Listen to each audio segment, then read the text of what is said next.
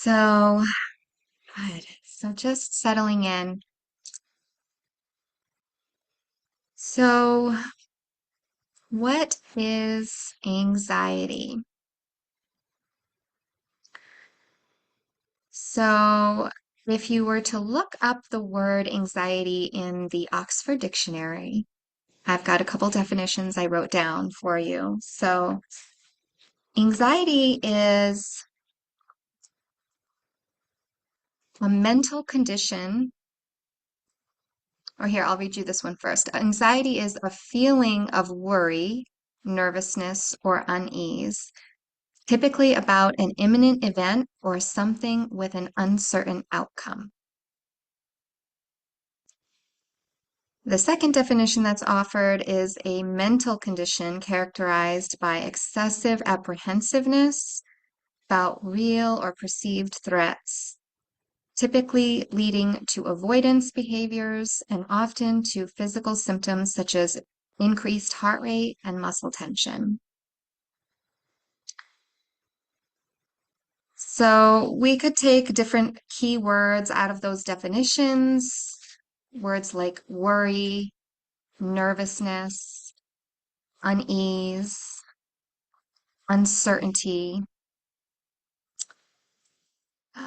apprehensiveness, the word threat, so like feeling threatened, avoidance, muscle tension or tension.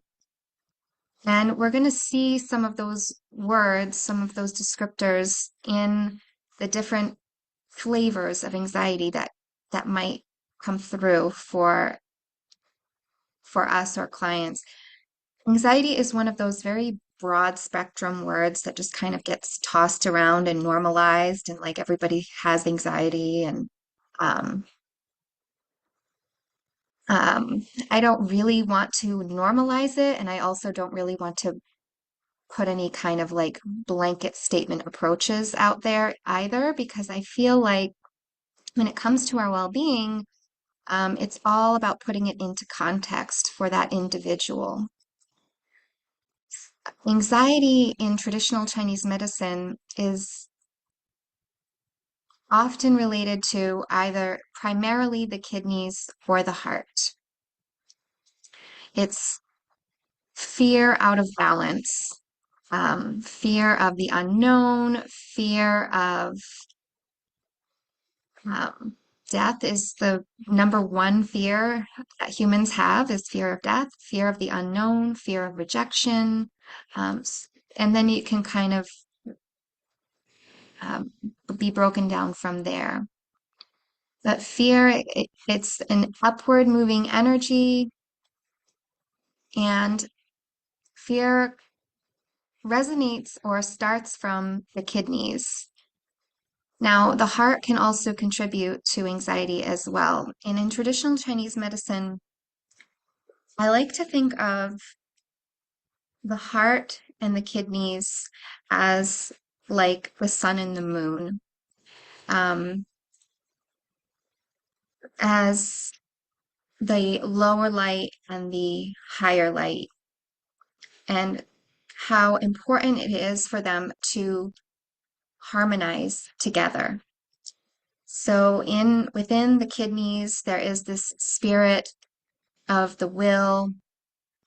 It houses the Jing, or I like to call the Jing our essential nature. There's other definitions for it, which I'm not going to go into super deep right now.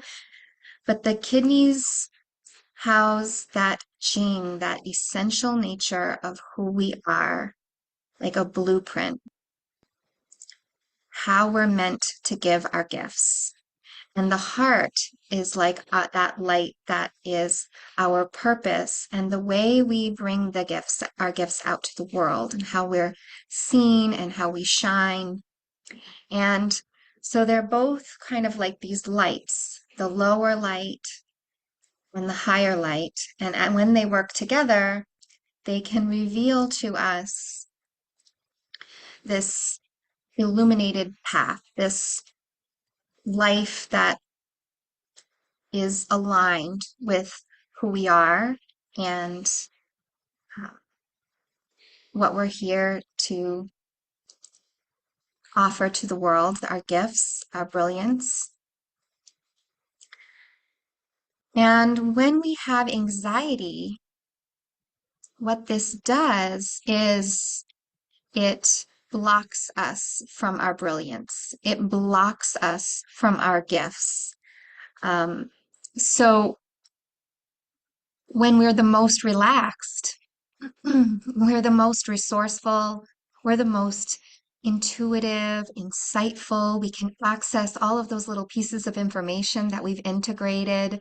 Um, I don't know if you've ever had anxiety where all of a sudden you've done all of this preparation for a, a presentation or for something that you're going to go do, and then you get there and you have so much anxiety that you're only really able to perform on like 10% of what you um, prepared with. Like you only can access a small percentage of, if any at all, if you've ever had like a panic attack and you completely are unable to access that brilliance and the gifts that you have to share. So that's why I really think that it is important um, to tend to this, that it's better if we don't just push through and normalize it, because then we're just like